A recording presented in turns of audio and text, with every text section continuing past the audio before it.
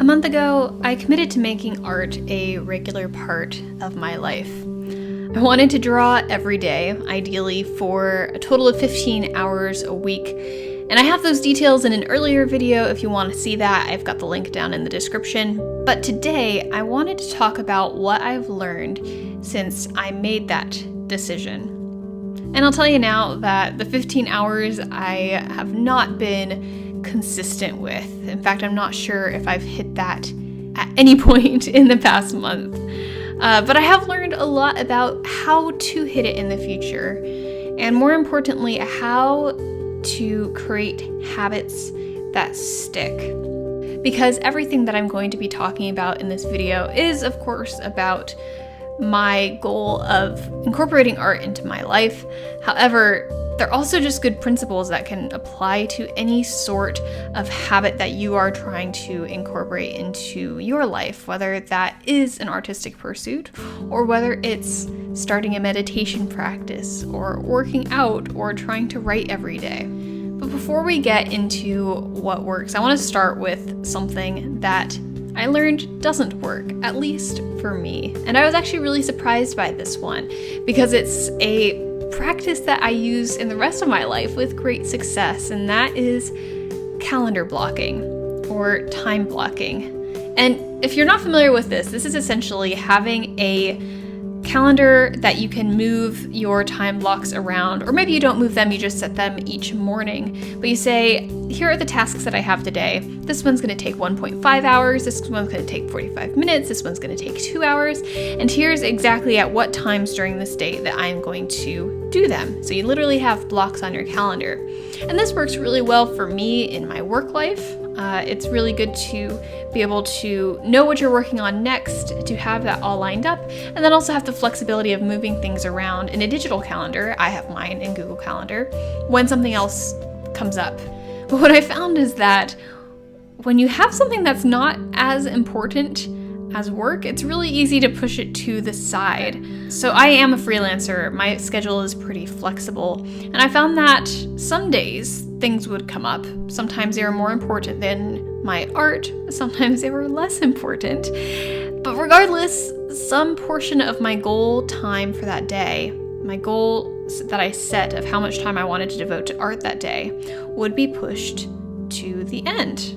And then, of course, dinner would roll around, and then after dinner, the last thing I wanted to do was anything brain intensive, like a drawing study. So instead, I started doing art first thing in the morning, and it started with one day where I actually woke up before dawn and found that I was able to do several hours of drawing and just have total focus, and it was awesome. And then I still had the rest of the day to focus on the rest of my responsibilities.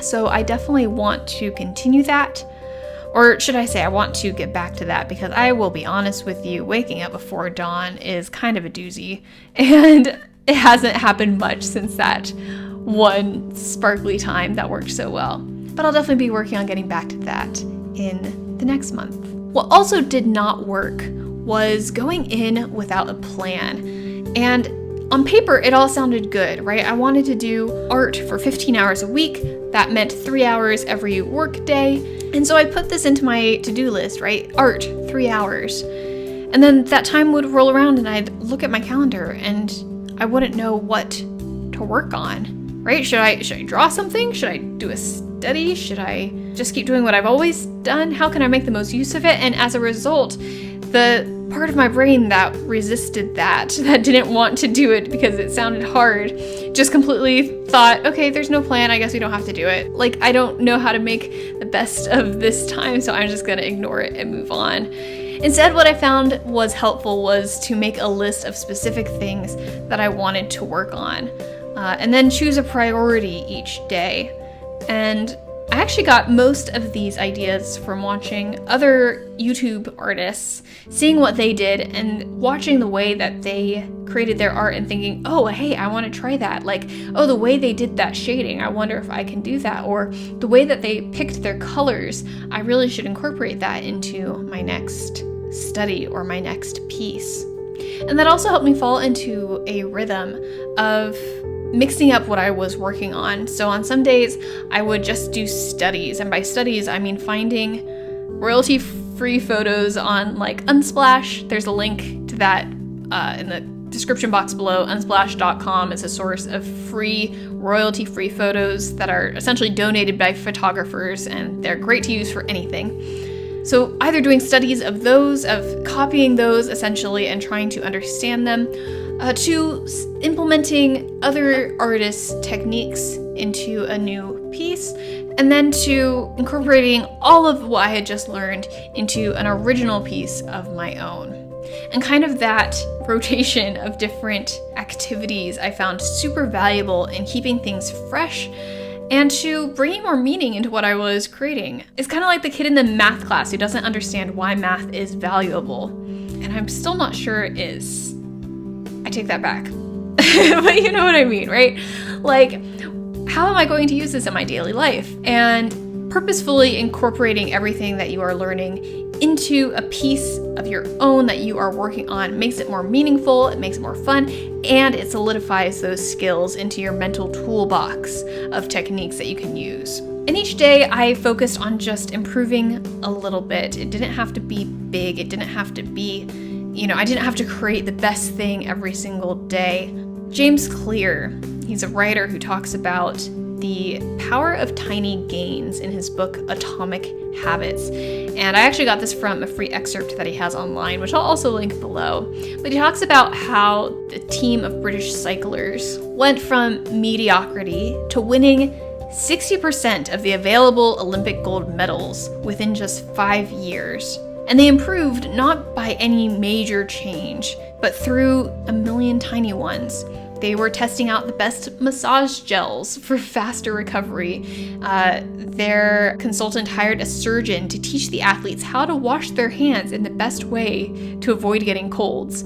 They even went as far as painting the inside of their carrier truck white so that the cleaners could see dust better, which would keep the dust from getting inside of the delicate bike gears.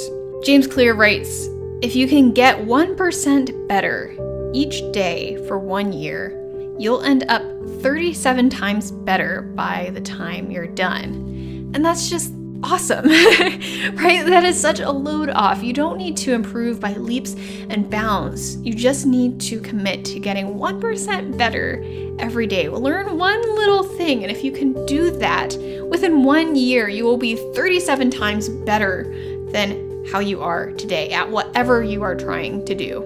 That is awesome. And what was really exciting this month was actually starting to experience some of the benefits of that. Because I'll tell you that doing studies every day and trying to learn new things is it's hard. It's mentally taxing.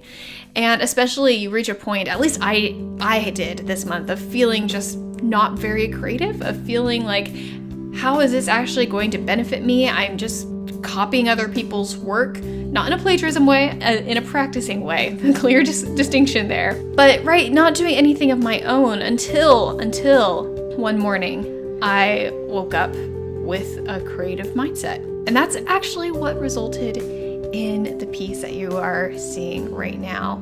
I woke up with an image in my head and I wanted to bring it to life, and I knew that I had the ability to, and that's when I realized that this daily practice was working. Because when you work at something every day, it starts to become a part of you, and it starts changing the way that your brain works. You start thinking differently.